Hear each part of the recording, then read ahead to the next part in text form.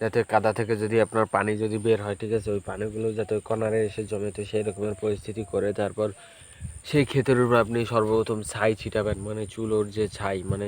যারা গ্রামের মানুষ দেখা যায় যে চুলোতে রান্না করে যেমন মাটির চুলোয় রান্না করার ফলে যেই ছাই হয়, মানে পাতা কিংবা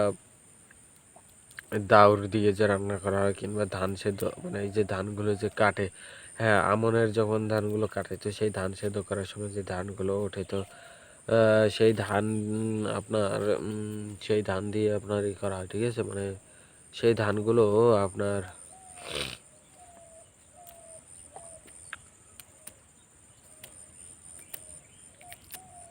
মানে সেই ধান যে সেদ্ধ করে সেই ছাইগুলো বস্তা ভরে রেখে দেয় বীজ তোলার জন্য।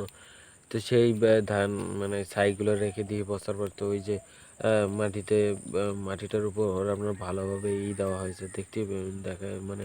সেটা তখন দেখানো সম্ভব না, মানে মাটিতে আপনার কলা গাছ দিয়ে আপনার লেবেল করা হয়েছে, মানে সমান করা হয়েছে মাটিটা সমান করার পর আপনার ওইখান থেকে মাটিটাকে সমান করা হয়েছে। তো মাটিটাকে সমান করার পর আপনার যে করণীয় কাজ, সেই করণীয় কাজটি হচ্ছে গিয়ে আপনার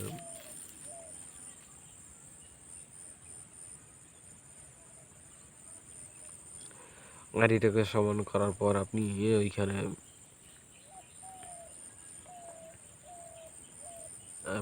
ওইখানে মূলত আপনার যে জিনিসটা করবেন, মানে ওই মাটিটাকে সমান করার পর ওটা ছাই ছিটাতে হবে, ঠিক আছে। ছাই ছিটানোর পর ছাই ছিটালে দেখা যাবে গিয়ে আপনার আহ, ছাই ছিটালে গিয়ে আপনার দেখা যাবে যে এখান থেকে মানে বিভিন্ন ছাই ছিটালে আপনার মাটিটাকে বোঝা যাবে, ঠিক আছে। তো তারপর যখন ধান ওই যে বললাম যে হাজিতে করে ভিজিয়ে এরকম গজ ফোটানোর পর ঝরিয়ে রাখবেন, তো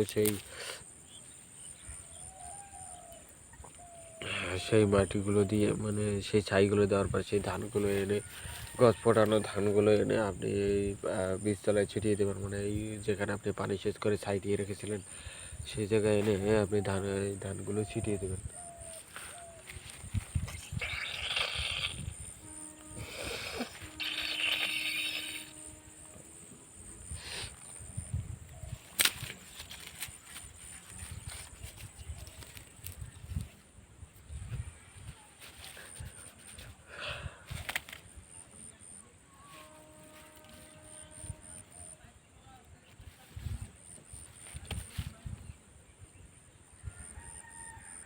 তো সেই ধানগুলোকে আপনি ছিটিয়ে দেবেন, ঠিক আছে।